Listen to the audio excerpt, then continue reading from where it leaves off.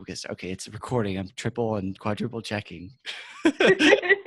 So paranoid about that now, but all right. Hey everyone, today I have my friend Carla Lynne Hall, and she's here, and we're going to be talking about whatever, probably relationships and online businesses, which are things we're both interested in. So Carla, I met you, I believe, through Pajama Affiliates. It was a group Yes. for online bloggers. That was probably 2 years ago. Is that? Yes, I believe you're right. Yeah. Wow, time flies. I know. And we've interacted some, like you've started Internet Famous VIP, which you Hmm. encouraged me to encourage others to do live videos and streams, and really encouraged me and supported me in doing live stuff on video, which I'm not really it took me a long time to be comfortable with it, as it does Well, probably most. But yeah, it's a new thing for people. I get it. so what all do you do with Internet Famous VIP? What was the reason for making that? And Well, I realized that something that I was good at was creating digital products. So I had been in Pajama Affiliates for a while, and there were a lot of different changes going on. So Pajama Affiliates is a blog, it's a group that teaches bloggers how to make affiliate income.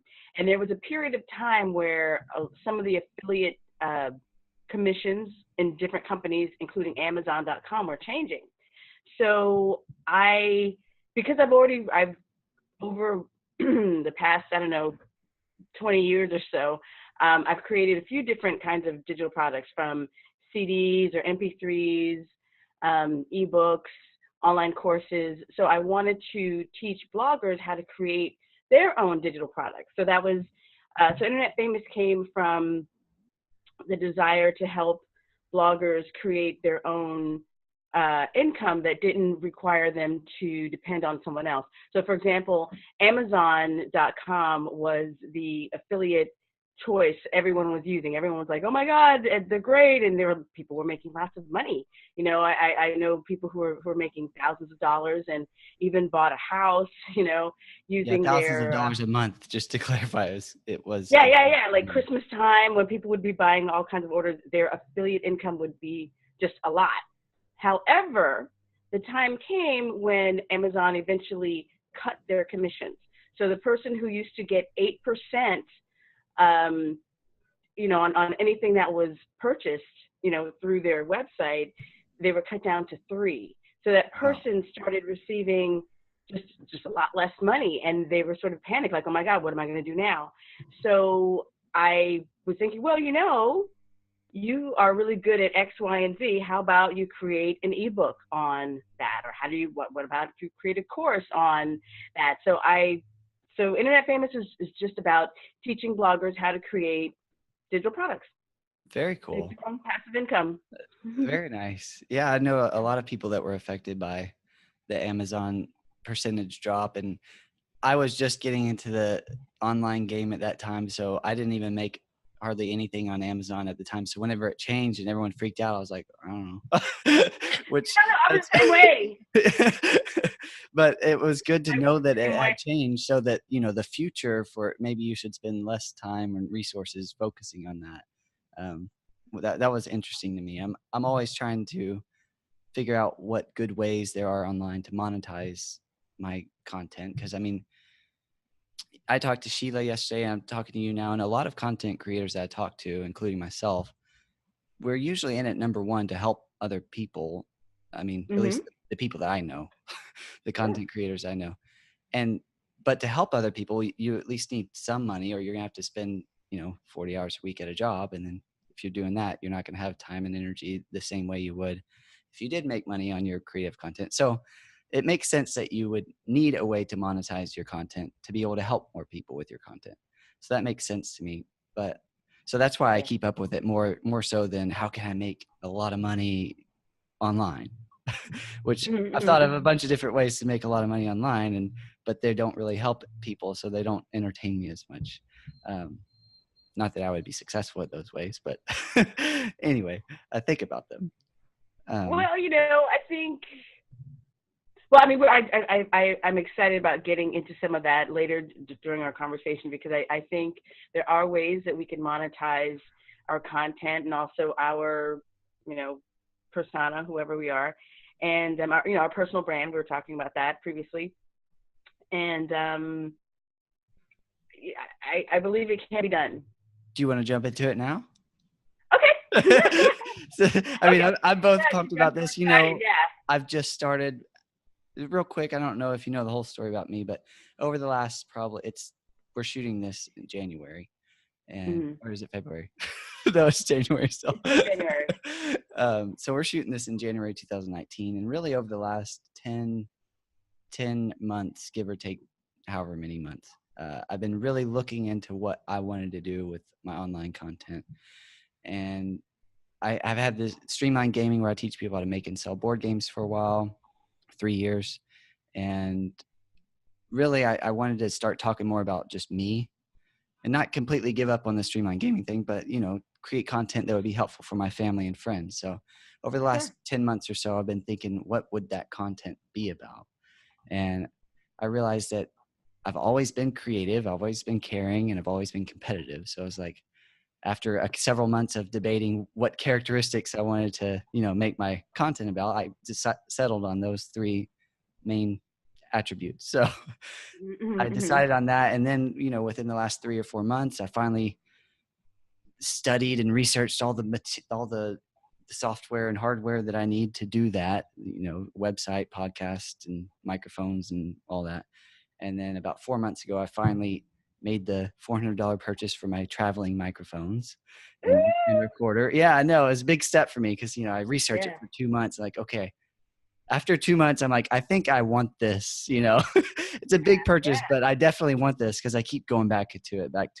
So then I finally break down and I get it, and then start creating content with my friends and family, which is what I wanted. So that's about where I am. And I'm just now getting to where I'm publishing that content, you know, 3 or 4 months after starting to make it. So that's where I am with the process of my personal brand. Where are you with yours? Wait, before I tell you where I am, I want to ask you, for you, what is your definition, or what do you feel a personal brand is? Oh man, that's a good question. Oh, actually, I think I have a good answer for this. Okay. I can't think of the word right off my head. So I think I got this from Gary Vaynerchuk, but it's like your reputation. That's the word. I couldn't think of the word. So basically, like your reputation, your personal brand. That's kind of how I see it. More so, personal brand. Your reputation online is more of how I would see a personal brand. I mean, your personal brand is also offline, but you can get a lot more people to see more about you and your personal brand online. So I think of it more as distributing your reputation online, if that makes sense. Yes, it does. Are you blogging at the moment? I am, for my personal brand. Yeah. Well, actually for both. Yes. But so my content for my personal brand is, I've developed a whole new strategy for my content, and basically it's create a big content. I don't know what you call it, pillar content or whatever. So like this, what we're doing here would be a 30 to 60 minute podcast / video or whatever. And then with this, I can then edit it down to, you know, 5 to 10 other videos and distribute those. So on my website, my blog, I usually put the pillar content, the podcast. That's what I've been doing. So I have about 6 pieces of content there that's just, you know, here's a video of me and whoever talking, and here's what we talked about. And so that's what I'm doing on my website. And then on the social media platforms, I'm putting all the little pieces of content as well. So like, yeah, I'll every other day I have Facebook and YouTube videos, and then every other day, opposite of that, I upload to my podcast the audio files of what me and my guests talk about. So yeah, I'm blogging, I guess, to answer your question. No. So I have been as you know, like I have been in the process of renovating. I don't know what to Uh-huh. call it. Um, I spoke with this woman, this business mentor recently, and she said, you know what? People aren't really rebranding. When people talk about rebranding, they're not really rebranding because no one knew what their brand was at the first place. That's funny. So, What are your thoughts on that? On you know, I wasn't really going to say that I was rebranding. I'm not, but I was like, gosh, that would probably hurt somebody's ego to hear that. But it's true. A lot of people who were saying, oh, well, I'm rebranding, you didn't really know who they were, beforehand. But I'm renovating. But what I mean by that is I'm changing. I'm deciding to be more of a personal brand. And one strategy that I was reading that really made sense to me was choosing 6 topics. So, let me back up. Before that, uh-huh. to be an interesting character. So be someone who's interesting. And someone else referred to this kind of character as being a figurehead. I don't know what that means. As far as I'm concerned, think of it as, it's your show. It's the Calvin show. What is going to be on the Calvin show this Uh-huh. week? That's exactly what I ended up What is, naming it, was the Calvin Keeney show. oh, perfect, Yeah. exactly. So, but I mean, I would insert whoever's name, Right. and so like if you're someone watching this or listening to this podcast, and you are saying to yourself, I want to be a personal brand. Well, think about it as it's the insert name here show, the Carla show, the Calvin Keeney show. It's your show. So one strategy that, so think about it in terms of a show and think about, do you want to entertain people? Do you want to educate people? Like, what is it that you want to do? And make sure that, that is served as part of your show. And of course, you definitely want to make it interesting. And for being like an interesting character, I had the weirdest example come to me today, but I think it still works. If you are an avid, Donald Trump supporter, for example, that means wearing your MAGA hat, because that is really who you are. There's going to be people that won't like you, but those aren't your people. So the idea is to be yourself and to be authentic, that interesting character, whoever that is, to go to your edges, to be who you really are, not like a fake, person, but to be who you are honestly and authentically. And the people that like you will like you, and the people that don't like you, they won't like you. I No. I 100% agree with that motto. That's what Yeah. I've been So living these last 10 months. exactly. It's actually So very hard to actually figure out who you are and what you want to talk about. It's way harder than people would think, because they might think they know, but then when they really dig down into it, they're like, oh, maybe I'd like this other thing better. So it took oh me a my God, while. that's exactly what I'm dealing with right now. That's Really? exactly. Yes. Oh, Yes. so that's why you're, what was it, renovating? Yeah, I'm renovating because I'm like, I really want to talk about that, but maybe I really want to talk about that, and so I feel like I don't want to put anything in like a permanent form to say this is what I'm doing, because I might change my mind tomorrow. Yeah, here's something And that that helped me with that. Oh, go ahead. Sorry, go ahead. Here's what helped me with that. For me, and this might help others, I don't know, but whenever I was going through the process of figuring out what I wanted to talk about, who I am, all that stuff, I kept thinking, well, I like tennis, I like pickleball, I like basketball, I like sports, I like video games, board games.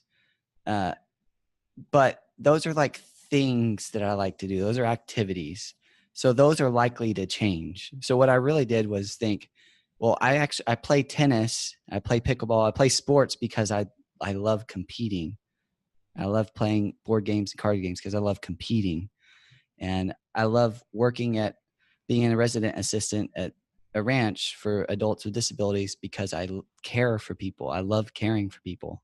It's just like what I enjoy doing. I'll do it for not a lot of money or even no money, being caring, creative, and competitive. And that's what I've noticed. So I think a lot of people, they might brand themselves around an activity that they like, and then once they stop liking that activity, like for example,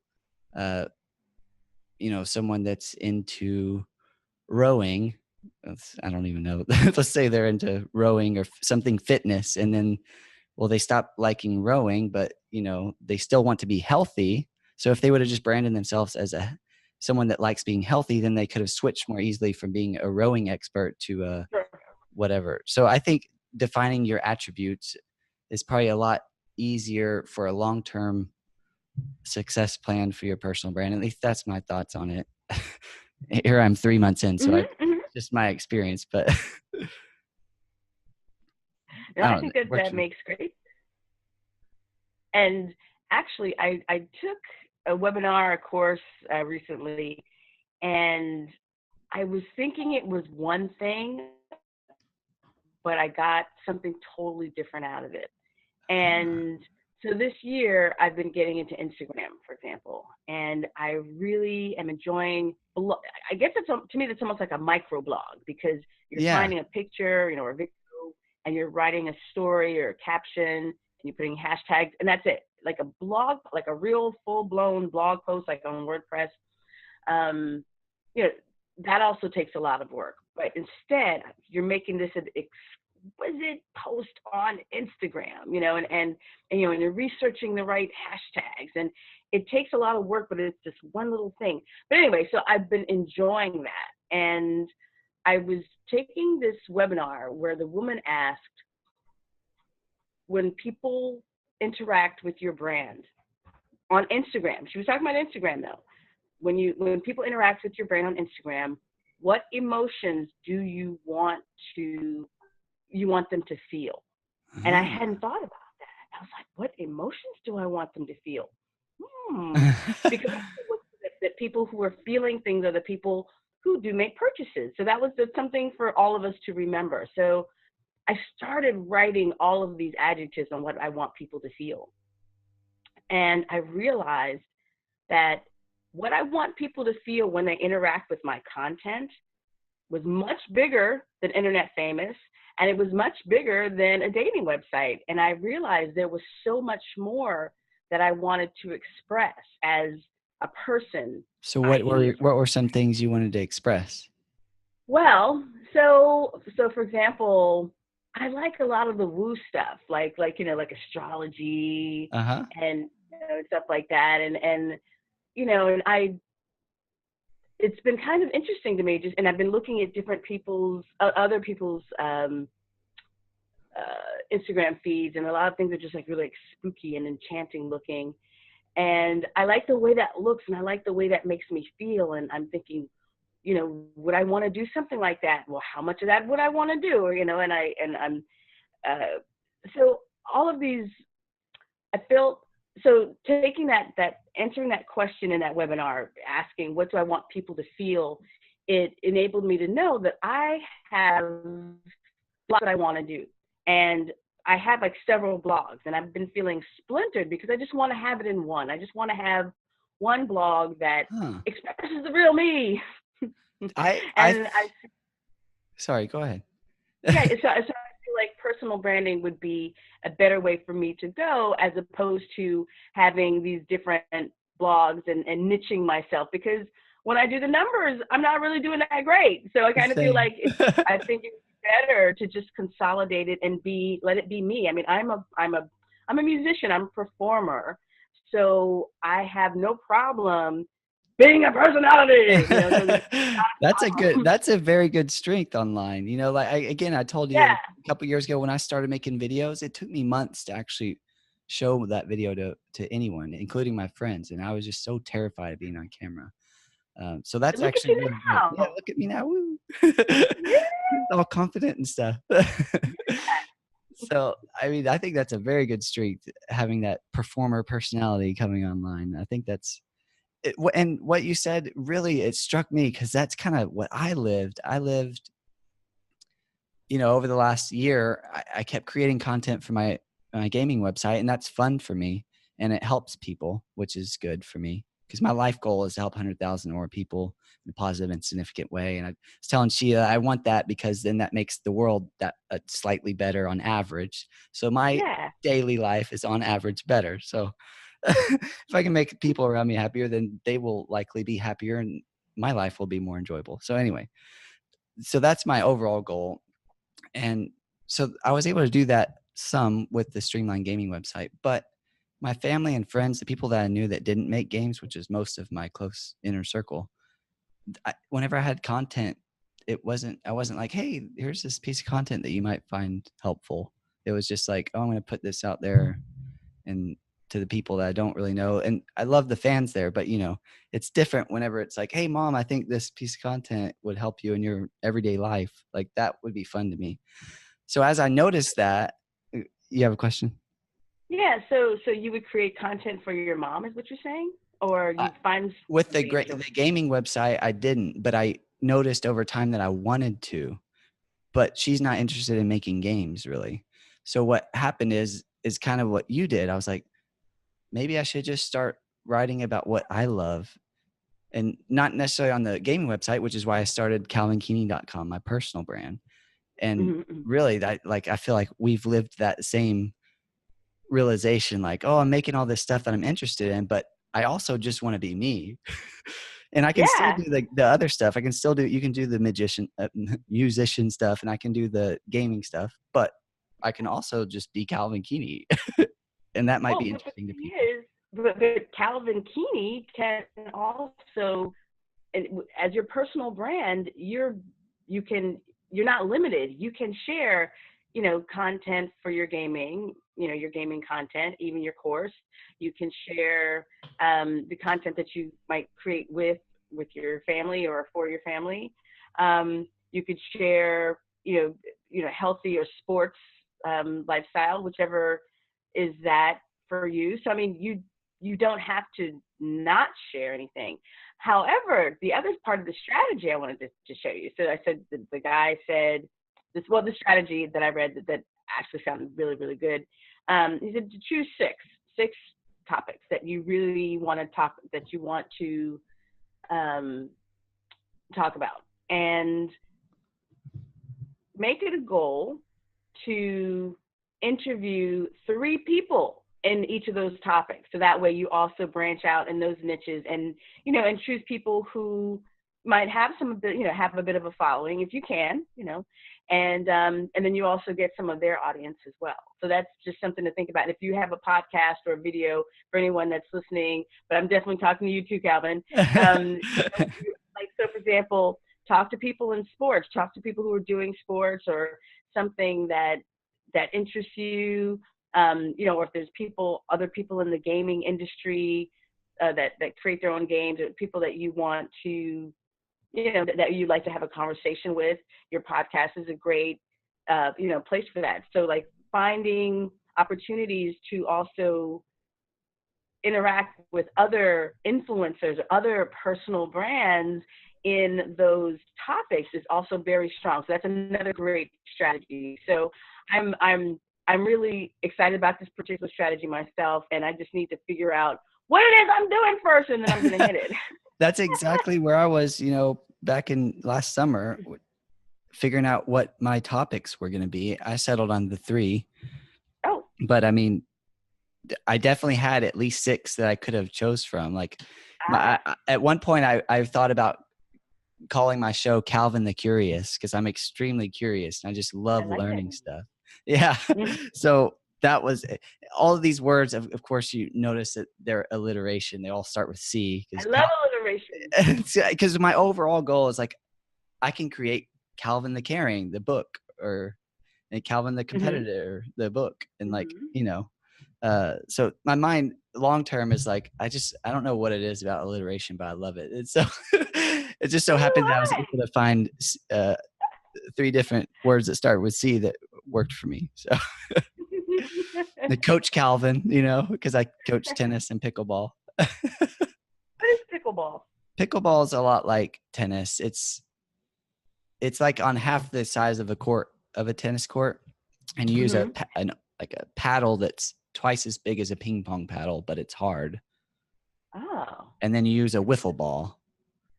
It's Oh. yeah, but it's a tennis net, basically, and then tennis court. When you play outside, that's the normal setup, and big ping pong paddle, and a wiffle ball. Wow. And I've never heard. yeah, basically you can't hit it out of the air when you're close to the net, but it plays similar to tennis, but there's a lot of differences enough. One thing that's great about it is it's a lot easier to learn how to play and hit the ball. So Mm-hmm. it's really popular in the retirement community, and I think the average player is actually like over 60 years old that plays pickleball. Oh. So it's growing very fast, particularly Yeah. here How in did you Austin. get involved in pickleball? I had heard about it over the last two or so years, and it always was interesting, the word. So one day, me and my brother were playing tennis on a tennis court, and someone a couple of courts down had this pickleball court set up. We didn't know that's what it was at the time, but we looked over and like, that game looks really fun. And so we went over and asked them, "What are y'all playing?" And they're like, "Pickleball." And it's like, "Oh, that's pickleball." So then I Yeah. saw, anyway, another year or two, a year and a half goes by. I don't really think much of it, but I see it on a vlog. Uh, Actually, Gary Vaynerchuk was playing in Austin on this. This is a crazy story, right? So he's playing on this pickleball court, a private pickleball court in Austin. Okay, and I'm like, okay, that looks so fun. He's playing against Andre Agassi and Andy Roddick for a fundraiser or some event, some Andy Roddick Foundation fundraiser. And I was like, man, that looks so fun. And that's Drew, my brother. I was like, Drew, we got to go play this. And I showed him the video. He's like, yeah, that looks fun. So we go and play it here in Austin. This was last March or April. And we play it, and immediately I'm hooked. It's like everything I love about tennis, which is being up close to the net and hitting the ball out of the air. So net game. And so Oh. I immediately fall in love. And then 6 months later, I through things like me realizing I want to be a coach. I love coaching. I'm like, I come and ask the guy at the tennis center and pickleball center, hey, I want to coach. And I'm now one of 3 pickleball coaches in like the entire city of Look at Austin. that. And but the really crazy part is like probably a month into coaching or something, one of my friends I met through pickleball said, "Hey, you want to play sometime?" I was like, "Yeah, sure." He's like, "Hey, this guy's house, we're having a game there."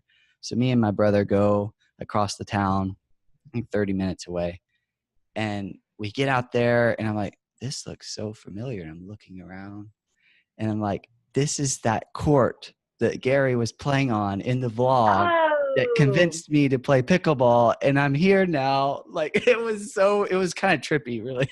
Wow. So it didn't Wow. have all the banners and stuff, but I was like, this view looks so familiar. And I finally asked the owner, I was like, did you have Andy Roddick and Andre Agassi and Gary be here? And he's like, yeah. And I was like, this is the place. It was like such a like, that was a cool moment. Wow, that's very cool. Yeah, it was exciting. Do you ever know or any kind of the kind of tool for saving your ideas? Let's see, what do I do? I mostly honestly just use note pieces of paper for my ideas, which I'm sure there's a much better way to do it online, but I'm so like sporadic with my thinking. Like wherever I am in my house, I just pick up something and I'm write not it down. judgmental. Oh no, I'm just explaining. Like I've often wanted to keep my stuff somewhere online so I can access it better. But Hmm. usually, what happens is I end up starting somewhere, and then I'm not near my computer for half the time, so I just end up using my notepads. Gotcha, gotcha. Okay, so I found my topic wheel. Awesome, So I think I have one, two, three, four, five, six. I think I have 6 or 7 things here. I'll nice. just read. So, boss lady lifestyle, because I have a business, and so having like know things that things that relate to that. I like cool, like so boss lady, whether it's quotations or showing behind the scenes. If you're, this is really helpful. when you're thinking about what kind of content do I want to put in my Instagram. So I have these particular topics. Law of attraction, that's one of my topics. So then I would want to have some law of attraction quotes in there so people could see it and be like, oh, be inspired by that. I'm a musician, so also my artist lifestyle. So me performing, that's also very important that they, see me as that I am seen as an artist. Self-care is another possible topic for me because I believe in radical self-care and taking care of ourselves. Especially when we want to stay positive, if depending on what kind of lifestyle you have, if you're doing a lot, you're really busy with work, family, it's also very important to have self-care in your life. Spirituality, so anything that I feel relates to spirituality, um, spirit, my connection with God, that would also be one of my topics. Online business, because I love online business, that would be one of my topics. In relationships, like my relationship with Jim, my boyfriend. So those are the topics: law of attraction, boss lady lifestyle, artist lifestyle, relationships, online business, self-care, and spirituality. So yeah, That sounds um, good. yeah. So those are the topics that I want to focus on. So like so by focusing them, it keeps. I mean, I will have plenty of. Those are things that are very important to me. So I should never run out of content, out of those things. But I also keep it limited to those things. Like I'm not putting recipes on there. Like I cook sometimes, but I'm not going to cook, Yeah. that's not my thing. So that's not going to be part of my brand. So, part of your brand is to know what you are and what you aren't and to focus on the things that you are. I also have some other things. If you're, um, wait, what do I have here? Wait, hold on. I have notes. All right. Oh, cool. My style of notes, huh? What's that? The note. I said my style of notes. The notebook. Yeah, I have my little There notebook. you go. I love these things. I love it, like these composition I notebooks. love They them kind of too. different colors. I think it's really powerful when we take notes, though. I do use Evernote for things, and it's free and you can search it and that's great. But I still love to have like there's something about the connection between your hand and paper, your And brain and your yep, hand. I So love it. do not discount that power. Even though you might type gazillions of miles a minute, um, studies have shown that there's a particular kind of, I guess, a neural pathway between your brain and your hand. So when you do things like automatic writing, or stream of consciousness writing, when you just start writing, that's very powerful. You're able to get to uh, facts that you might not have been really paying attention to if you just let your hand be free. That doesn't happen when you type. So that's just a little note right there. Um, okay, so I have my little notes here for you for my personal branding for you. Oh, good. So I'm interesting character / figurehead. Which online outlets are you using? So Oh, think that's about, you cool. don't have to use them all. You Right. don't. Which are you using? Instagram? Are you using Facebook? Are you using a blog? Um, Choose the ones that are natural for you. Don't That's my feel like you have to use recommendation. everything. That's Yeah, what I was telling everyone's like, oh, Sheila what's the yesterday. best I just one? The start best with the one whatever is you the know. one that you like to use Yep. because it's consistent. You 100% can't be agree with consistent. that. Yeah. And then go from there. Mhm. Once you get comfortable distributing your content on that one, then go to the next one. Like I'm just now Exactly. 3 years later trying to get comfortable with LinkedIn and Twitter. Like I'm on and off going on there trying to figure out how it's used as a user so I can know how to use it as a content creator. And it's very Mm-hmm. different for me. But yeah, I 100% agree with that. Start with what you know. That's exactly what I did with Streamline Gaming. Yeah, and then it'll be easier to be consistent.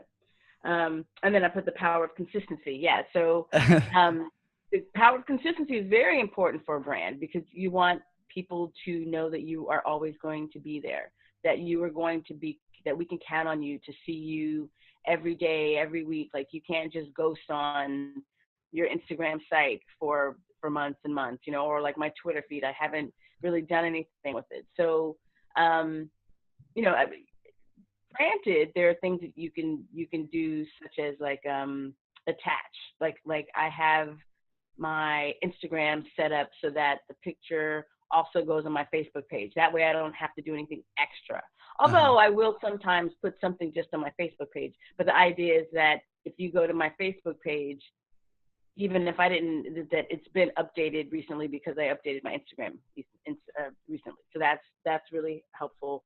But you want to be consistent on the channels that you use, and not go missing for months. That's And where I've also the really more struggled.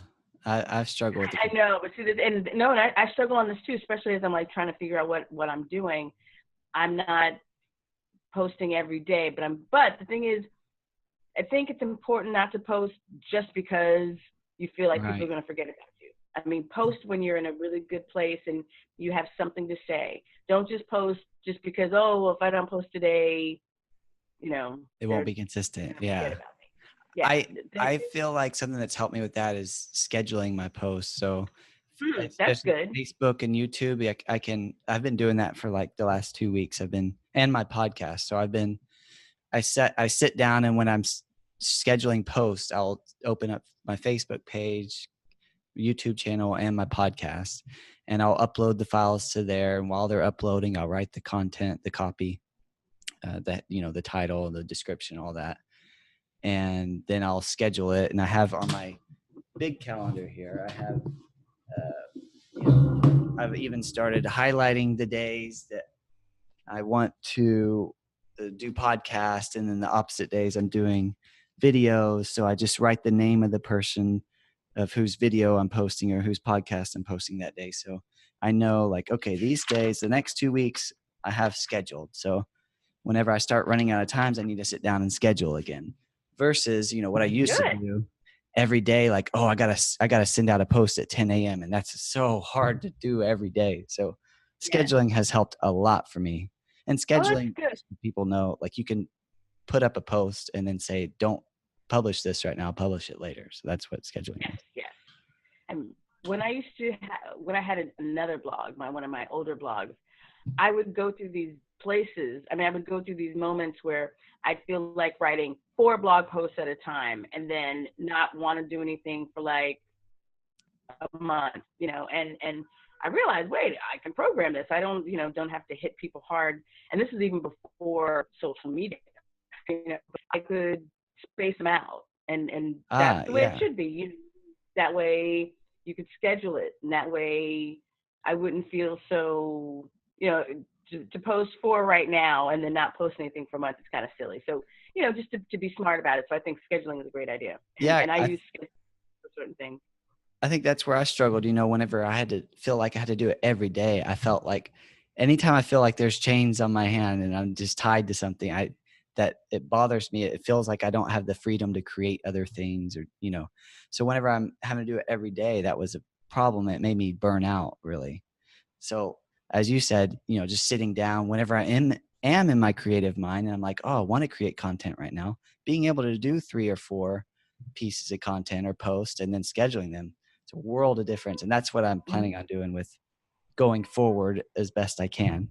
And setting up my schedule so that it's not so that it is capable of me staying ahead of schedule. Cause I used to have Mm-hmm. such a hard schedule, post 3 times a week and do other stuff everywhere else. And, you know, that whenever you start getting worried about the deadline coming, that's when you probably need to slow your calendar down or something, or Right. figure something Right. out.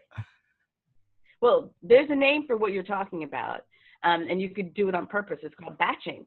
So like Gotcha. you batching. So you sit down at one point and you do all of your scheduling, and then you sit it down and then like another day you spend that for creating all of your content or doing all your videos. On another day, then you write some blog posts. Like batching, that's a real thing. So that's a really great time saver you know, because like when you talk about having to do something every day, that is really hard. And Hmm. that's also why I definitely want to use that, because when it comes to things like choosing hashtags for Instagram, that takes a lot of time. So I would rather sit down at one point and go through a lot of the different, keep a list of some of my favorite hashtags that I feel that would be good to my particular niche. Because if I have to do that every day, find the picture and write the caption, and like that's really difficult. So my goal is to plan them ahead of time, so Because everything takes like a different part of your brain. Like there's the days that you just need to write, you need to work on your blog, you're using one particular part of your brain and you don't want to have to stop and feel that pressure to do something else. You like to feel like, okay, I'm sitting down and I'm just writing. I'm doing my thing. Get in the flow. Or Yeah. okay, I'm doing my videos, I'm doing my photo shoot. Yeah, it's better just to focus on that one particular task. So batch all of your tasks in one, and you feel so much less stressed that way. So that's you hit on it. I feel like that's what I've been doing with my podcast. Like I'll go a week or two and be in rest mode, kind of doing editing or, content creation, whatever it might be. And then like this week I had 3 podcasts scheduled. So like, it's like podcast. And so that happens, sometimes people can't do a podcast and then all of a sudden everyone can do it. And so I'm having to schedule them all in a row, which is fine for me. Again, it lets me batch my tasks, which I like a lot. As I agree, that's a great idea. Well, they also like to keep you like in that frame of mind. For example, like doing like Zoom videos, for example, or Skype videos, whatever it is. When you just do one once a month, you kind of it's not totally in your fingers yet. But like if you do 3 in 1 week, by the end of the week, you're like, okay, your learning curve tightens up so much because you're like, okay, by the end of this week, especially after yesterday, you're like, okay, you're going to be the Zoom expert after this week. Yep. Yeah, really just please actually save my computer. It's just so crazy. All of the tests worked fine. They saved fine. And here we are, it's recording. And here I am worrying, is it actually going to save? So we'll see. But the sign says recording now. It's fine. But the thing is, by the end of this week, you are going to be the expert on Zoom. The Zoom expert, Carla Keeney. Woo! Start a new podcast. The Zoom expert featuring Carla Keeney. Wait, so I have more. Let's see. So talking about power consistency, the topic wheel, consider choosing like 6, 7 topics. And then if you want the strategy to build your personal brand, if you have like those 6 or 7 topics, interview 3 other specialists / influencers in those topics, and that builds your reputation. And then another thing that I have here, use it as far as the online stuff, like if you have a website, a blog, if you use Pinterest, consider using specific fonts and colors. That's one of those things that some people don't necessarily mention. If you don't have a blog, then it might not come in handy. But if you're using something like Pinterest or sometimes Instagram, where you might want to use colors or fonts, choose about 3 of each, like 3 colors that are. And you're talking about in your images. Yeah, for your images. Like say, for example, if you're a big Pinterest person, like this is a really big deal for Pinterest, not necessarily for Instagram, but for Pinterest, when people are looking at all these different images, especially if you're already using images, Pinterest is, depending on your niche, Pinterest is a really great way to go. You can brand your content on Pinterest by using consistent colors and fonts. So that way, when someone is looking at Pinterest and they see your pins, your graphics, they know it's you because they know it's your colors, and they know it's your fonts because they see it over and over again. So that's a different kind of branding. But for some people, they choose to have the personal brand, but also use that if they're on Pinterest. So that's just like another little tip. And basically my final tip on my personal branding note for you is just keep showing up. Keep showing up. That is the secret. If there's any secret, it's basically just be consistent and keep showing up. That's it. That's been consistent. That's kind of funny. Okay, here's what I was about to say, and I caught it. That has been consistently my problem, not being consistent. I was like, wait a minute. Yeah, I really am trying to work on that, and I think batching my tasks. I was just gonna say that batching helps a lot. I agree with that, and hopefully I can keep it up. That's my goal of Baby 2019. steps. Keep it going. Baby steps. So, I mean, say you did 3 this week, and that will get you through, 3 more weeks or another month, or however you like to do them. And I mean, you don't have to do a podcast every day. You could do it. That could last you for 3 weeks. Right. So, Yeah. So and then I post like the main podcast. I'm trying to do that once every week and a half. And then the okay. clips I do, every other day in between those. Oh, so now the clips are parts of the video? They're parts of video and podcast. Fantastic. Yeah. That's really what I've been working on these last couple months, is getting a new system to publish content consistently without feeling overwhelmed. Like, oh, I have to make this perfect post every other day. And so that's kind of what I came up with, again, based off, I think it was Gary Vaynerchuk that kind of had that system and explained it, and it's been helpful for me. So this podcast, I'll post as a podcast, I'll post as a video again, and then I'll also post segments of it as a podcast and as videos. And so this will help me create a bunch of them. It makes the editing process longer, but it's worth it.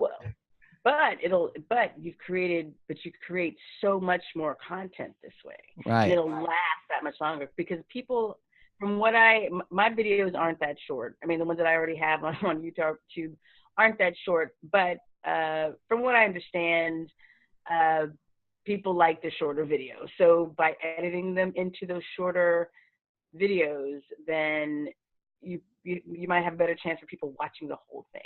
Another reason I think it's so good, particularly for YouTube, is YouTube's a search engine. I know you know this, but YouTube's basically Google for videos. It is run by Google. And so people have questions and they type it into YouTube. And whenever you can make multiple videos based on the same video, you can have different titles. So different questions people are asking can still find your content. Whereas if you just posted the main video, they wouldn't. And Gary had this awesome quote, Gary Vaynerchuk, and it was 100 pieces of content that's 8 out of 10 is better than one piece of 10 out of 10 content. And I think that's what I struggled with for a long time. Say that one more time. So 100 pieces of content at 8 out of 10 are better than one piece of content that's a 10 out of 10.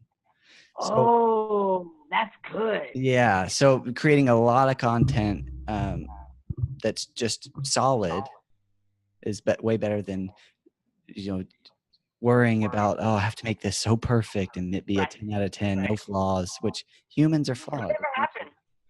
Even good to have a little flaw in your. Yeah. But that's also part of being authentic. Letting people see your flaws and not being perfect all the time. I have to say, I saw this video the other day, this other webinar, and the girl running it, she was beautiful, and she was wearing a lot of makeup, and I mean, it was just fine, but it was a lot of makeup, and I was just like, I found it very distracting, But later on, she did some live streams where she was just like back home or whatever, and I like that a lot better, because like I just couldn't get past all of this. I'm like, let me see you. I want to see you, not all the makeup. I'm like, and I liked it a lot better. Yeah, people are people. Yeah. Yeah, I've really started following that. And like yesterday, when the podcast didn't film or didn't save with Sheila, I was devastated. And like the last thing I wanted to do was make a piece of content at that moment. But I actually want to capture some of those moments of me, being a human and actually going through failure.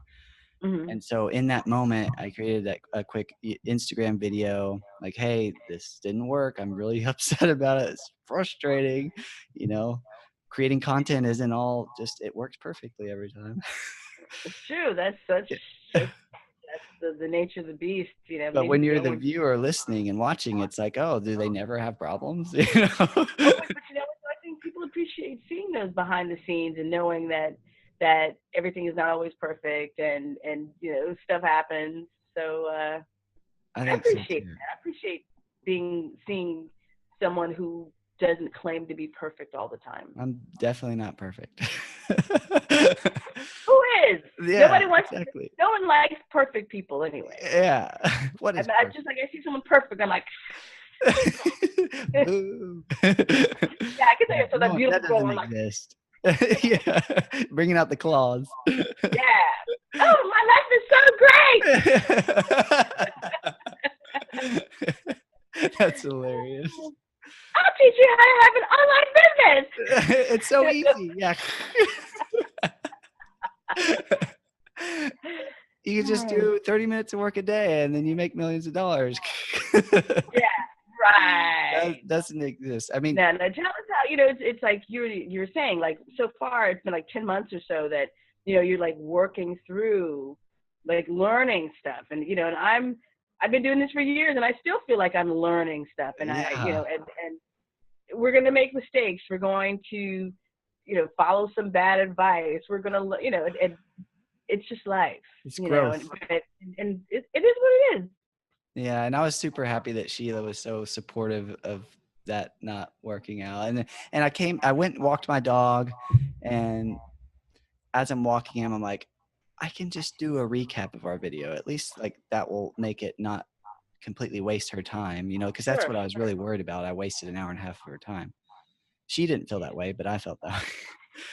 And so when I came back home, I sat down, I wrote notes as we're walking, and then I sit down and I just make a face to face with the camera, like, hey, here's what me and Sheila talked about. Here's what I learned. Oh, And that's a here's, great idea. yeah. And it ended up being a 30-minute video of me recapping our hour and a half long podcast. So I at least didn't let it go to waste.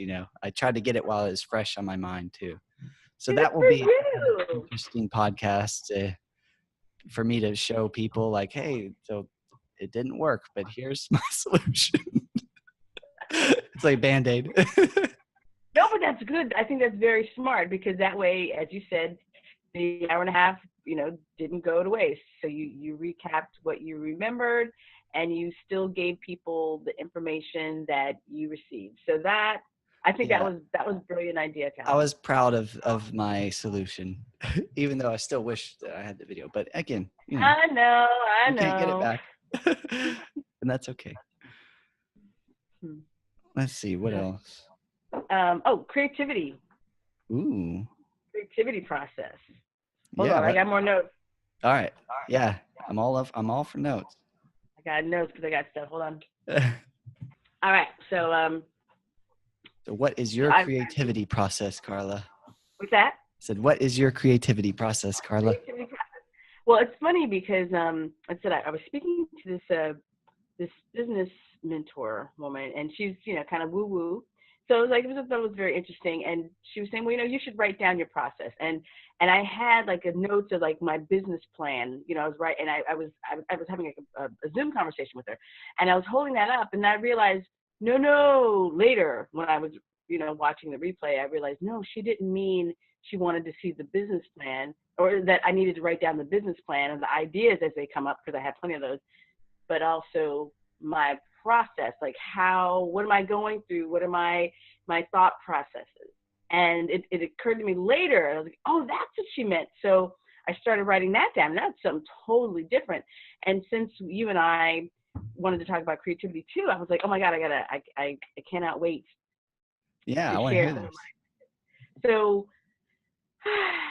so as I said, I'm thinking about like law of attraction and astrology and stuff that's like a little more mystical, and but like one question that I was putting in my journal. So journaling will be maybe one of the first things I talk about. Journaling, using that as just a space to just write. Like, what are you thinking? What do you want to do? What do you think you might want to do? I don't know. You're just letting your brain and your hands just go places and brainstorm by yourself. And that can be actually quite powerful. And yesterday I wrote the question, how woo do you want to get? And I wrote that on the whole page. And I don't exactly know yet, but so I'm still, so that's part of the part of the process that I'm going through now. Like I'm having like this, like, this is like my woo meter, like my woo meter. It's like, The how scale woo do you from want to 0 to get, 100 woo. because I know that there's going to be people that I will alienate. And, although people, you say that, someone else's opinion is not your business, blah, blah, blah. But still, there's, you don't like the thought of losing people. I But have a like, question for you on that. So if you had to just make a piece of content about that right now, on a scale from 0 to 100, how woo would it be? What is your gut? I'm leaning right now towards like law of attraction with the twist of woo. A twist being like 25% woo, What's that? 10%, 10% woo, 25% woo, Ooh, 80% woo, like very woo. man. Just pick one. Maybe like 70% woo. All right, 70% woo.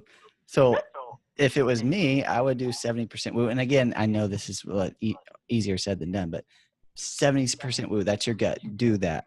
And then as you get feedback from your audience, make it go up or down and just adjust over the years. I knew. See, I had a feeling that having this conversation with you would be really helpful. I'm writing that down. I think it goes back to the quote, 100 pieces of content, 8 out of 10. Yeah. If you knew that the perfect number was 77% woo, and you figured that out, and it took you 2 years to figure that out, and then you made a piece of content and it was perfect, that'd be cool. But if you made it 70% and you made 100 pieces of content and it kept going up, and then up to 80, and they're like, oh wait, that's too much, down, down, down, and then narrow it in with your feedback, I think that's what I would do. That is amazing, Calvin. Thank you, Carla. Thank you. I'm really, you kind of confirmed something else for me. So I'm really glad I didn't wait any longer for us to have this conversation, because I feel like this is even becoming part of the process, just talking about what it is, like just talking out your ideas and just hearing it come out of your mouth, and then also someone else's reaction. And I guess my other issue was that, like, I feel like I needed to tell people this is the finished thing, and it's not, and it probably may not be for a while. It's still like, because it's like brand new. And for example, I have a domain and I don't really know what to put on it yet. I mean, I have ideas, but I have been feeling lately that perhaps working on Instagram, can you say that again? The connection went out. So what sure. That? So my thought is to try that out on Instagram. So instead of thinking about the Instagram and the blog, like, just not worry about the blog yet, because the blog's not even really, I mean, it's not much more than a domain and a WordPress theme. It's nothing else. So the idea is to keep Instagramming and using that as perfect, because Instagram is very flexible when you think about it. Instagram, you can change as you go, and it's very fluid in its own way. So I feel like I'll start. Well, actually, I've already started. And it's called Queen Up Club. QUEENUPCLUB. Queen Up Club. That's on Instagram, and I have been using. And this is through your profile, or is this a separate profile? Is this a hashtag, or how is that? It's a profile. It's a handle. I don't know, what do you call it? Yeah. It's a profile handle. Yeah, probably handle. Profile, yeah, on Instagram. It's its own thing, and I've been doing it for a few weeks now, maybe a couple months now. It's really new, and I've just been like, feeling myself go different ways and not really sure. But I think you're right. Just keep doing it on Instagram and seeing how I feel. Like, I'm also now starting to follow other people who are a little more woo, and I'm seeing, like, I'm like, wow, that's really cool. That looks really cool. And, just seeing those communities, but really feeling it out. So not feeling like I have to do anything, because I would like to monetize it eventually. But the issue I'm having right now is the other problem I'm having is, what problem am I solving? And there's different ways I could go. And I think by, as you said, doing the 80%, doing a lot of content at 80%. Yeah, doing the content from where I am right now will help direct me where I want to eventually go. So I think just to start now and not wait I think it's till. brilliant that you're using Instagram to test out your idea and to get feedback before you spend a lot of time also doing that on your website and other places. Yeah, So I because think that's a perfect idea. well, I think it's weighing me down if I think I have to do both. Oh I yeah, feel for like, sure. It would me. I want to. I'm still trying to figure out what I want to do. So. I had a thought about your 6 topic things, and Mhm. this is just my opinion. So you have 6 topics, and then you mentioned like you also cook sometimes, so that could have been Mhm. a 7th topic, but you're Right, right, sticking right. with 6, right? I don't really, but Yeah, but yeah, that for an example. yeah, yeah, yeah. um, so my thought is you do the 6 and you figure out, like you're testing with the woo woo stuff on Instagram, you figure out what's working, what's not working. You could like 6 topics, but maybe you find out over the next 3 to 5 years that you weed 1 or 2 of them out. Like, even though you like them, people don't find the content as helpful. And That's if a you spend very good time, point. yeah, if you spend time working on that content, then that's time loss, or not time not spent on the 3 that are working very well, or 4 or 5 or however many. So I I think would that's a suggest like just paying attention, putting out the content and then paying attention to the feedback, whether that be likes and shares or time spent on videos or people private messaging you like, hey, this was super helpful, or whatever feedback you get. mm-hmm, mm-hmm.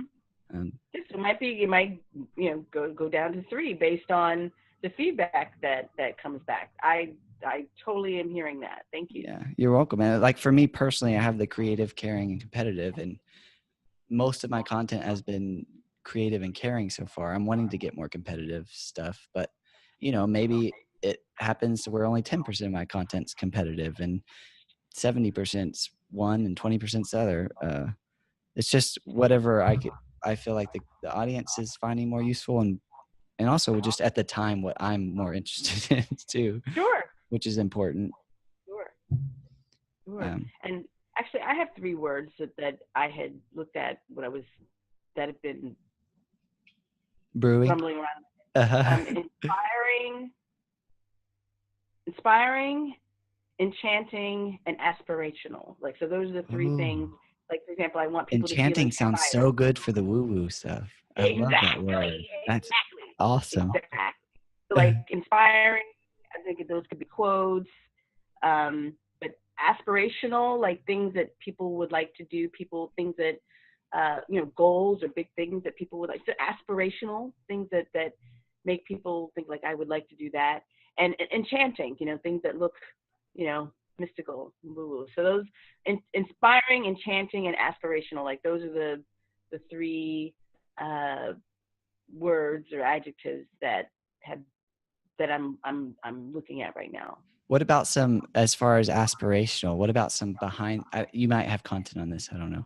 Oh no, But no, you're no. you're I'm you're a musician, and what about some behind the scenes, like, yes. I'm about to go play a set, here's what I'm feeling, and just basically making that 1-minute video or whatever piece of content you make, so that aspiring musicians can know kind of what normal feelings other musicians feel before going on set, no matter how Sure. long they've Yes. been doing it. Stuff like Yes. that is kind of, that works for your 3 words. Now you're saying videos? Oh, whatever. Like Pete Holmes, he's a comedian, and he had this quote. I'm gonna butcher it, but it was basically like, whatever the content is meant to be, let it be that. Like, don't try to force it into something. So if it's just you wanting to say, hey, Instagram, here's, I'm feeling anxious about this set. I practiced a lot, and I'm, my best friend's in the crowd, and I want to show them how good I am, and I'm nervous even though I've been doing this for however long. Or if it's like a full-blown WordPress post, a blog post, like, here's 10 common things that I feel before going on set, Mm. and here's a bit about me, and here's what I used to feel when I started, here's what I feel now, or I don't know, just whatever That's the great. content is, make it based on whatever it should be. If that makes sense. That makes great sense. You Coach Calvin. That made my I'm day. taking notes. All kinds of notes. Well, good. I love coaching. Yeah. Behind the scenes. That's definitely aspirational. And so behind the scenes is aspirational. Yeah, very much so. Good. I actually want to do that. One of the things that I made my personal brand, that I was excited for making my personal brand, is so that I could start making content about me being a coach, so that, you know, other people can see what it's like being a coach, and also learn about what pickleball is. And you know, so I can have pieces of content on my site and YouTube and whatever, so I can just point them to something that's helpful versus me kind of slumbering through trying to explain it, because it's kind of hard to explain. I Yeah, don't have a I good had never pitch heard for about it. it before today. Yeah.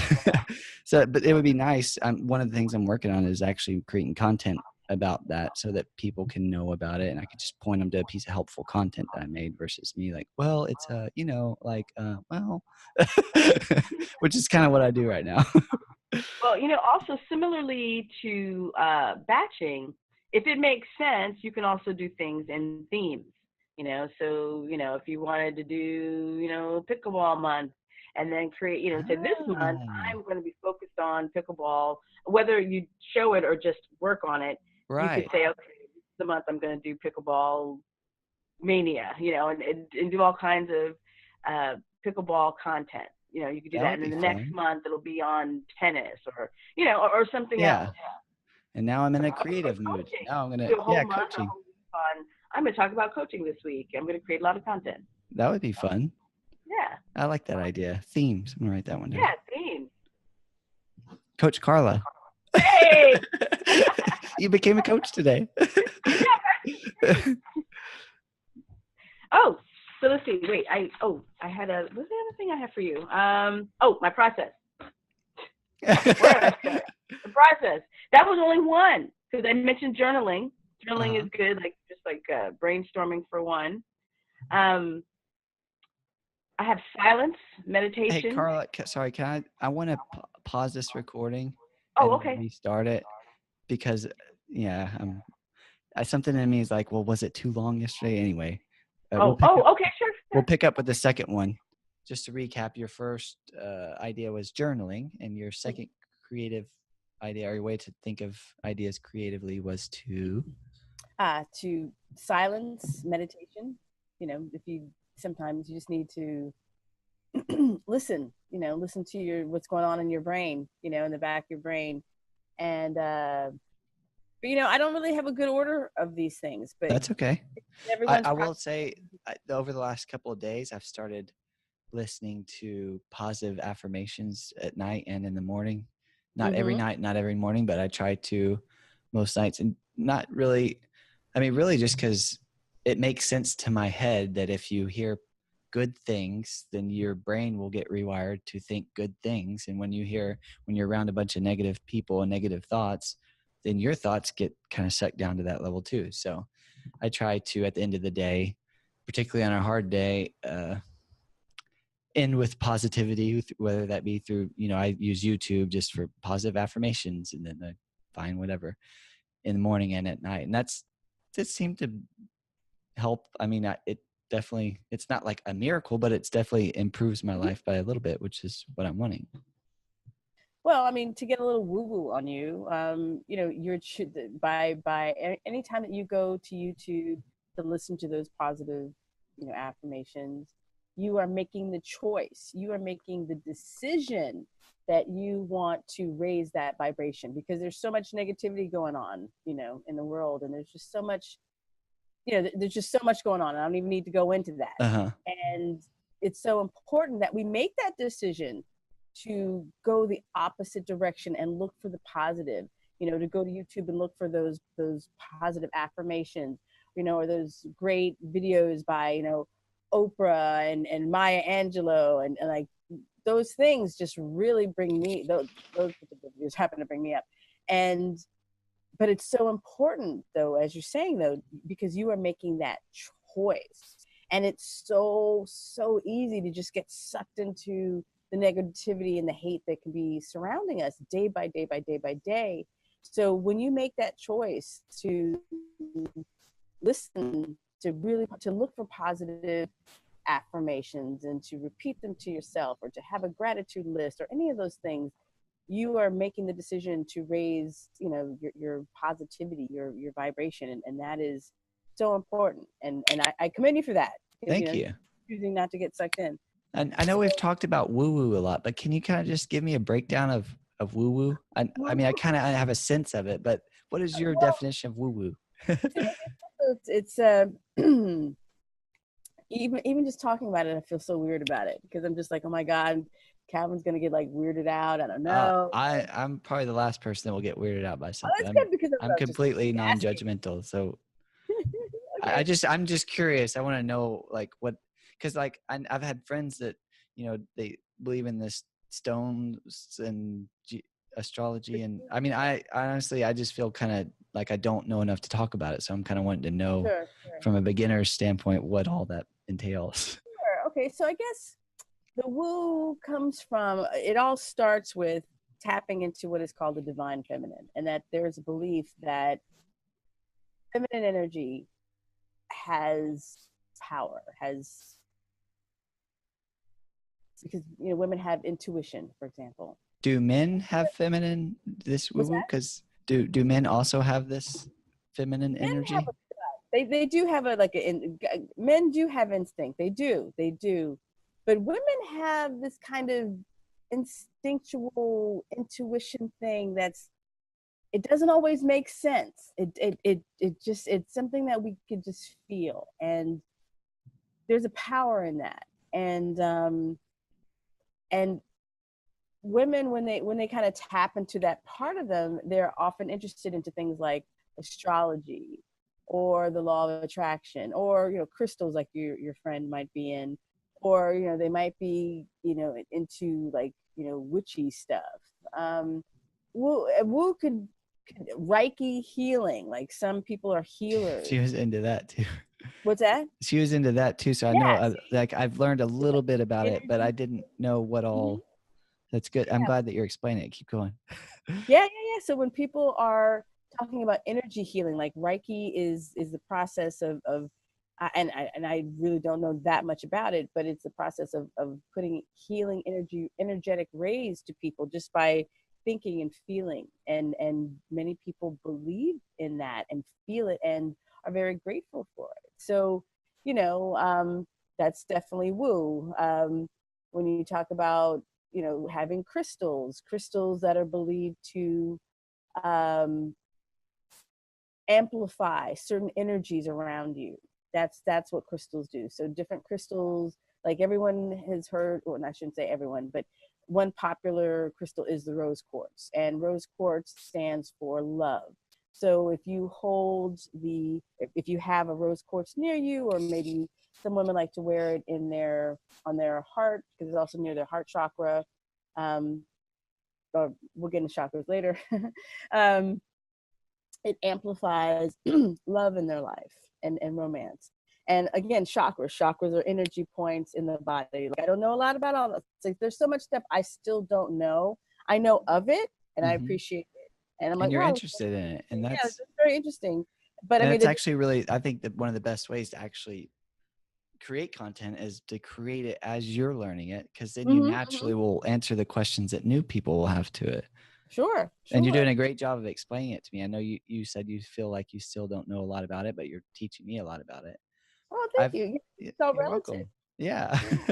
I've meditated quite a bit before, and I've heard chakras and all this energy stuff. And for me, my take on the woo stuff, just from the little I know about it, I would say it seems like it's just people tapping into their spiritual self.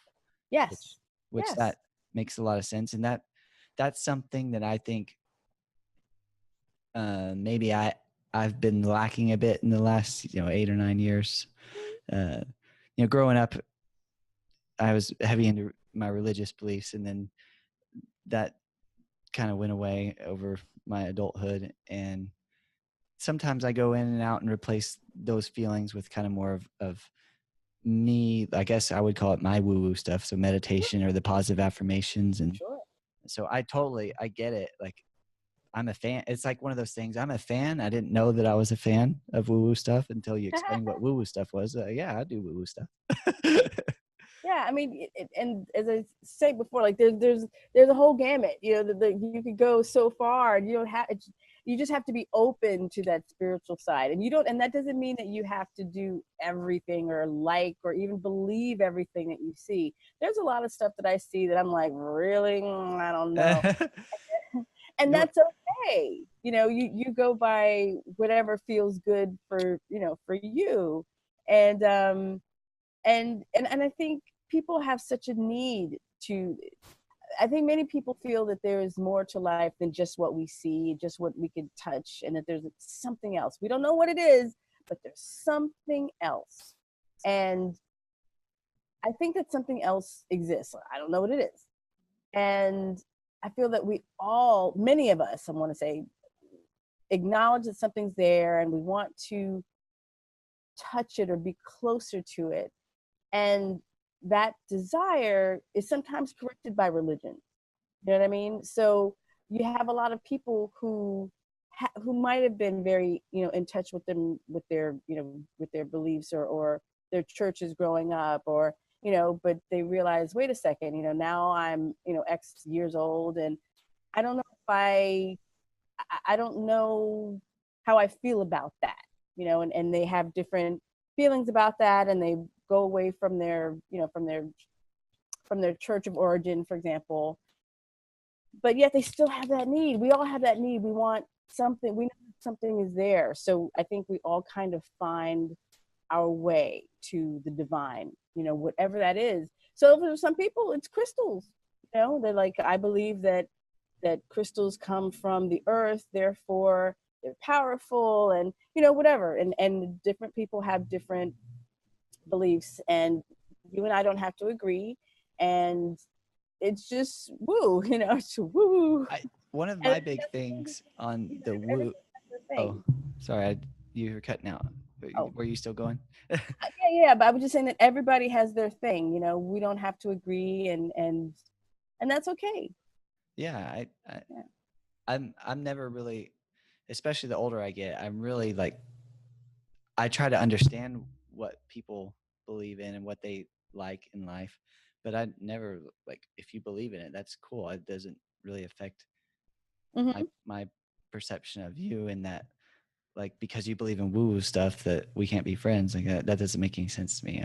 Right. I'm usually just like, oh, I don't know about that. I want to learn more because I'm really Mm-hmm. curious. For my take on the whole woo woo thing, and even just mental health and mental muscles. I mean, my analogy that I've come up with over the last couple of years is, when someone goes and lifts weights at the weight room, they do 10 pounds, and then they get stronger. They do 15 pounds, and then they do 20, and then 25. You can see that, and you can actually see their muscle grow, right? Their Mm-hmm. physical muscles are growing. You're like, and so people naturally will think, oh, that makes sense. That guy's getting stronger. That lady's getting stronger. They're working out, and you can tell when you're doing what you might call woo woo stuff, and just building your spiritual muscle or your mental power. Your head doesn't actually get bigger, and you can't see like, oh, Carla must have really been doing a good job meditating this last month because her brain is huge. You can't see that. So what happens is people just think that it doesn't exist. They don't believe that you can get stronger mentally. But as someone that has been retired and not been, I've gone months without kind of been stimulated with my brain, and that has led to somewhat of depression states for me personally. I definitely am a fan of, I have to work out my brain. I have to work out my mental side of my person as well as the physical side of my person, because it all matters. But you just don't see it as much when it's mental. You can't see it with your eyes. So people have a tendency of just thinking subconsciously, even sometimes, that it just doesn't exist, but that's not true. And so then we use these words like woo woo when really like it is actual thing. We just can't see it. So people think it's made up. And then people that actually believe in it, which I believe in that stuff, we seem kind of crazy to the people that don't see it. Yeah, does that make sense? That's my take Well, on a lot course of it it. did. And back to personal branding, to go back there, when you put yourself out there, you're going to alienate some people, but then you are going to be loved by the people who are also into what you are into. I agree with that. So taking that step towards your head and say, yeah, people, there's nothing wrong with being who you are, and you attract people that way because being who you really are. And things are really nice. You need to be all things to all people. It's just sort of.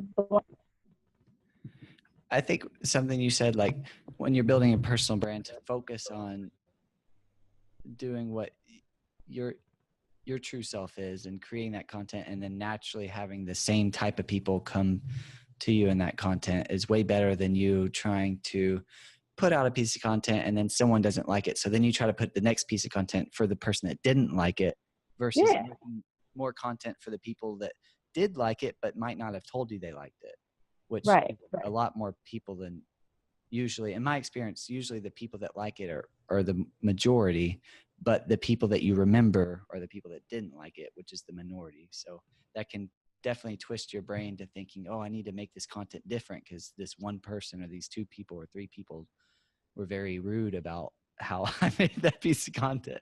Well, but at the same time, as you're saying, look at the feedback that you're getting. So yeah, you're going to get some people who are like, you are stupid, or, I really, you're weird or whatever. But there's going to be some people who are like, wow, this is really great. Oh my goodness, I totally knew what you mean, hashtag preach, whatever. And that's also the feedback that you were talking about, okay, so what are the things that people are really feeling that don't go by the people, because the people who don't like you, they're not going to like you no matter what you do. So what is the content that you're putting out that is getting a positive reaction? Are you engagement? That's another part that's very important. And I haven't really done a lot of that because I'm still working on what the heck my brand is before I really go out. But also the success of a personal brand does also include your engagement. So, who's liking and commenting on your feed, who's liking and commenting on your, on your post. But it's also, you have to also go to where some of your people are and you also engage with them. So it's definitely a two-way street, but you want people not just, we're not creating content just to be in a vacuum. We want to interact with people. It's important to interact with people. So as a brand, you don't want to just be like, I'm this untouchable person, because that's not interesting. Right. You want to interact with people. There's people that you like, give them a thumbs up. You're definitely a thing, but that's also how people find you. I know I'm talking a lot about Instagram today because it's kind of, I've been crushing on Instagram for the past almost year. So I'm really. It's a good one to crush on right now. I think. What's that? It's a good one to crush on, I think, right now. I've been learning it over about the last year too, and I've really liked it a lot more than I thought, because I like photography and I like storytelling through pictures and short videos. And to me, it takes a lot of the pressure off of, I have to make this 20-minute video or, this long piece of 5,000 word content. And then it's just I just write some words and take a picture of your day and show it to people. That's interesting to me. Yeah. Picture's worth 1,000 words. Yep. Dang it. I had something I was going to ask you. And then I forgot it. I started talking. Okay. I got plenty. Okay. We'll just keep going. Okay. Well, remember, because I think I was going to ask you something too. You were talking about meditation. It is. We'll get around to it. So, so also in the process, this creative process is say if you're creating something, you have something new that you want to do. I'm just going to go through some different steps that you might want to do. If you're feeling stuck, especially if you're feeling stuck, these are some tips.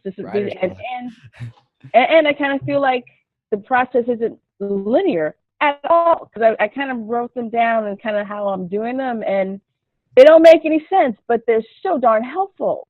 So my process for doing something new, like when I'm planning a new project, a new, album, or right now I'm working on a new brand, and it's like it's there, but I'm still trying to figure out what exactly I'm doing. So my list here. So it's silence, meditation. That's like when you just go into the silence and listen to what's going on. Like turn off all the noise that's going on around you and just listen. Just like, what do I need to do? What and that's just tapping into yourself. I think we all know, we all have such wisdom within ourselves, and that's very woo. But I feel that we often know what the answers are, and when we're like, oh, well, what should I do? What should I do? What should I do? And we're asking all these different people, when the answers are often very much right inside us. So, yeah, a lot of times we know what to do, but maybe we're being lazy about, we know it's going to take a lot of work. And so we come up with all these excuses. Yeah, I do that for sure. yeah. So just to take some time in the silence and listen to what the mothership is trying to tell you. Silence meditation. Some people who are into woo-woo, they might like divination. So divination are things like tarot cards. They'll go to a tarot card reader, or they'll go to a psychic. This is for the woo-woo people. This isn't for everybody. But if you're feeling like I'm dealing with, how do I deal with two men that I'm seeing, and I want to decide which one, you're just, whatever your issue is. Some people like to use divination in the form of like tarot cards, psychic, or some kind of oracle, angel cards, to get some kind of sign. So that's just one way, but it doesn't have to be the only way. Journal, I mentioned that. Journaling is a great way for doing either stream of conscious writing, where you write down whatever comes to your mind without thinking about it, and then you review the paper later and you're like, oh my goodness, that's what I was thinking. So that can be really helpful. Talk to a mentor, talk to someone who is experienced in something that you are going through. Like if you're struggling with a particular issue, or you're trying to create something, talk to another artist. If you're an that's artist. why I have you and Sheila come on the podcast, so I can have my mentors on. Oh, fantastic. Hey, but you know what? In addition to talking to a mentor, I'd also say talk to other people. So like, you've been a really great example of that during this conversation, or our conversation today, that just talking to another person, regardless of what their niche is. There's someone that likes you, someone that you have some kind of similarity. Like, we both like personal branding, for example. Talking to you has been really helpful, because you're giving me some food for thought. And I'm writing down and I'm taking notes. And so I'd say talk to a mentor, but also talk to similar-minded people, people that you trust. You can't talk to everybody. People who appreciate your path. And hear yourself speak, but also take the time to listen. Listen to what the other person is saying, especially when you're speaking with someone, or especially when the advice is coming from, someone that you respect, someone who is experienced. Listen to them, even if it doesn't seem like it's making sense. They're ahead of the game, so just listen and see. And then also, when you talk to other people, listen to them, because they are not you, and they're going to notice something or have a point of view or perspective that you hadn't thought of. Like, when you're saying like, how much woo do you want to be? And you're asking me like, well, how do you feel? 75, 85, 50%, and I hadn't thought of that, but I was asking myself that question, how woo do I want to be? And, just from talking to you, I'm like, well, 70%. Wow. If you look at my current brand at Internet Famous VIP, there's no woo in there whatsoever. Right. None. Maybe next meditation session, you can really focus on that and figure out that number. But it's really boring. So, but maybe that is what I'm missing. So maybe start raising that woo level on Internet VIP. Perhaps I will. It's like what I didn't do this year, but I've done the past 2 years. I did a online success challenge, and that would be kind of woo, actually. And this year I didn't do it because I was trying to figure out what I wanted to do. And actually, one friend of mine was like, "Well, what happened to the thing that you did on the New Year?" And I was like, "Oh, what was the thing?" I do like a 10-day challenge from the day after Christmas to January 4th, the 10-day challenge, online success challenge. And I'm talking about things like your vision and Yeah, that's beating the good. terror That has some woo in barrier. it. Oh I yeah, like it. yeah, Yeah. actually, I think I it remember is. you doing those. I don't remember if I was in a spot where I participated for I all of don't it. know. I don't know, but I suppose that might have been planting a seed that I didn't even realize. Because I remember when I put it together, I thought this is so unlike any of the other stuff I'm doing, but I really like to do it. So I suppose that That's was important. And you found out that you have people through that stream, that audience that also were into it. So that's a good yeah, yeah, realization. yeah. So I That's have to awesome. look at that. I want to Yeah. add something real quick before I Yeah. forget. Oh, uh huh.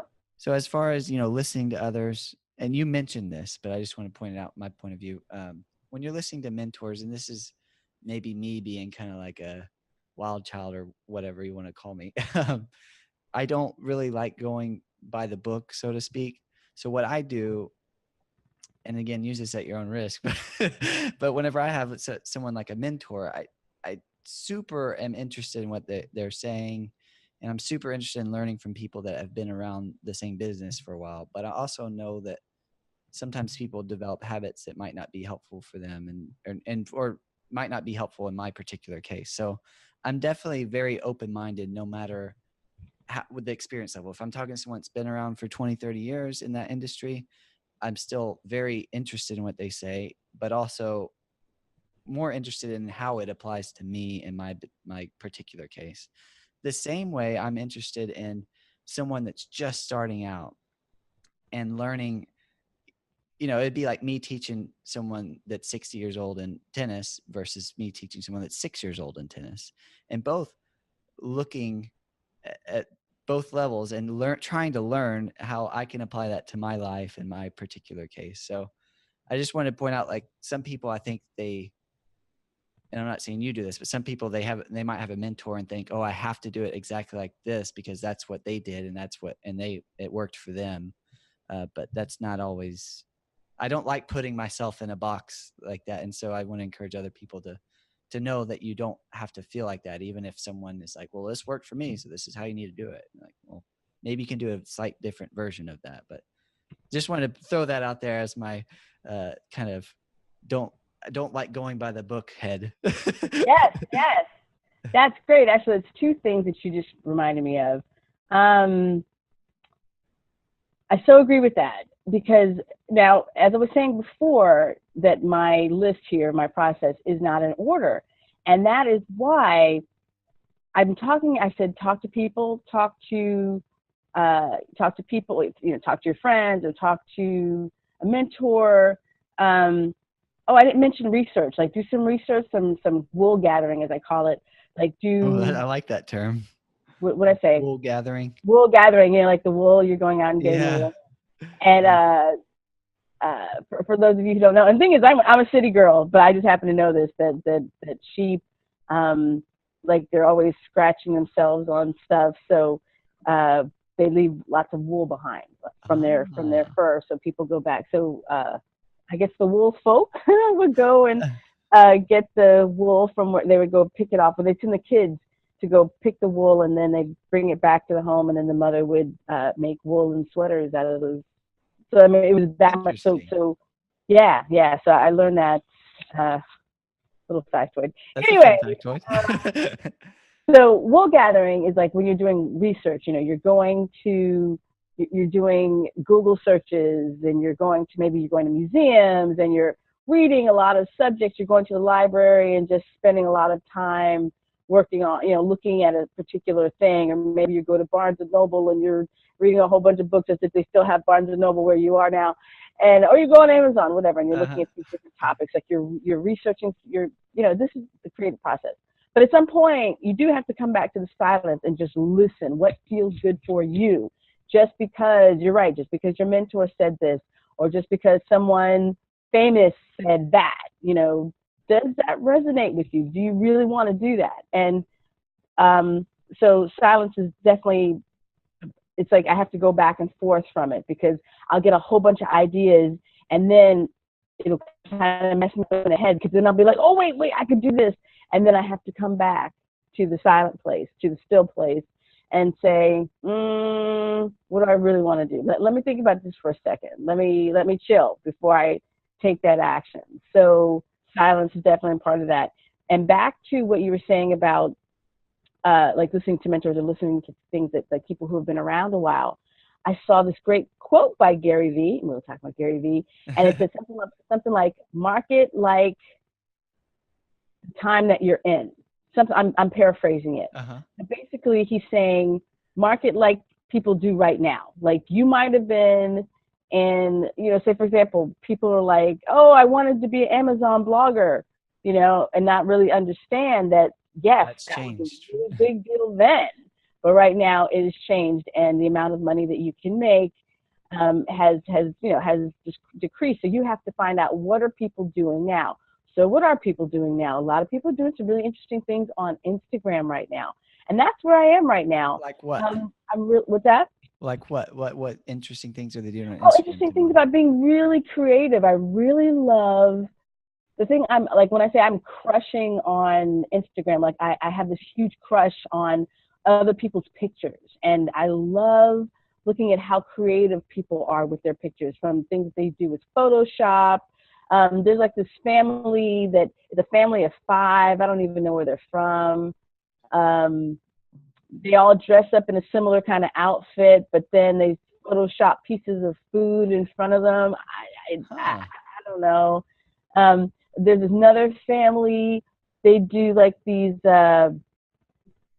scenes on a sheet on the floor, and I guess they have some kind of crane camera, but they have the thing, like they have the kid doing things like flying in the sky, but it's all done with like sheets. It's just really creative pictures. It's just like, wow. Or these mommy and me pictures, or there's this family of 3 women. I mean, I think there's more of them, but there's 3 women. It's the mother, her oldest daughter, and her youngest daughter, and they do like stair step, all dressed alike or dressed in a similar kind of theme.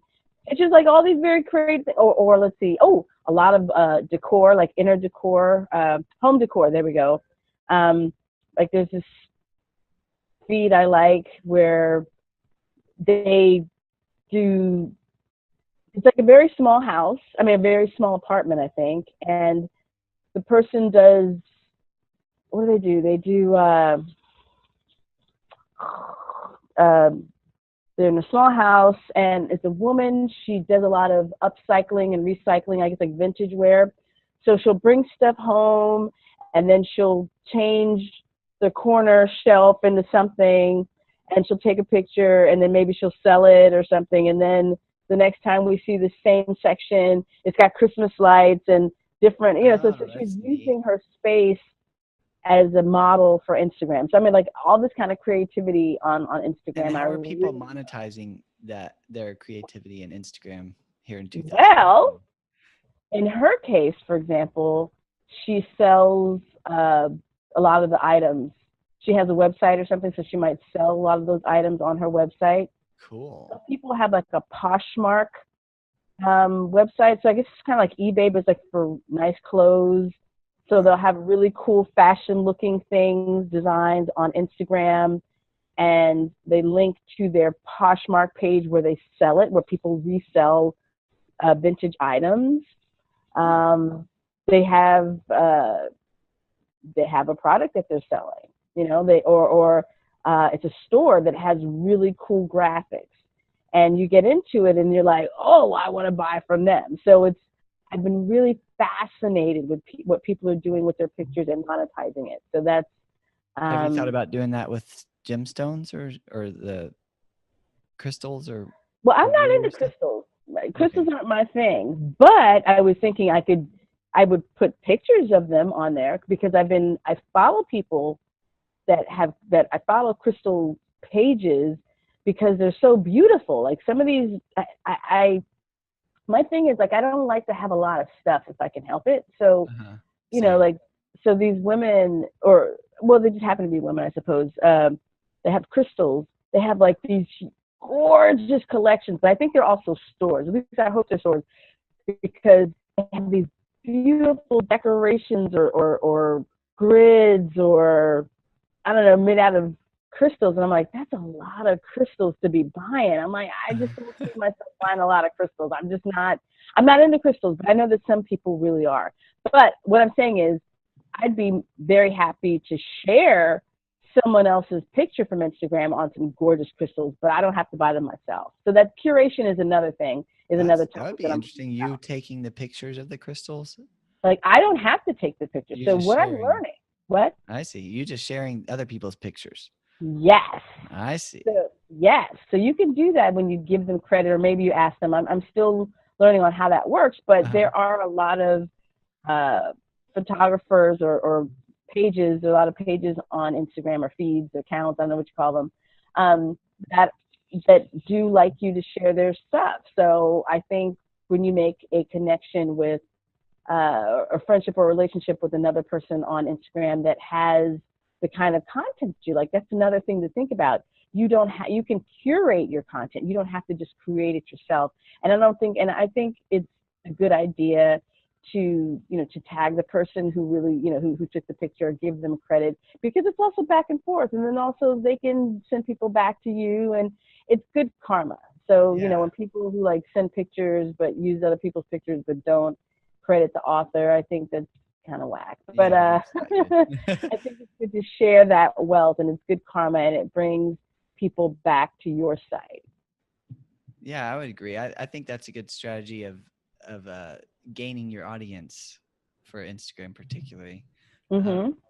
So I have way more questions and things we could talk about, but we're going to do that next time. We're going to have a new category, or we'll finish up this one. Okay. But I just wanted to say thank you for coming on, and I had a blast. And I thank you for having me. It's been awesome. Yeah, it was fun. You're awesome. Thank you, Calvin. So are you. Thanks, Carla. See ya. Bye.